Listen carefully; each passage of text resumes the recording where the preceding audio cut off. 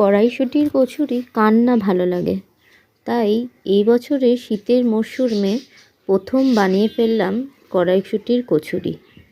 সাথে ছিল white chicken আর mushroom আলু ফুলকপি কড়াইশুঁটি দিয়ে একটা তরকারি।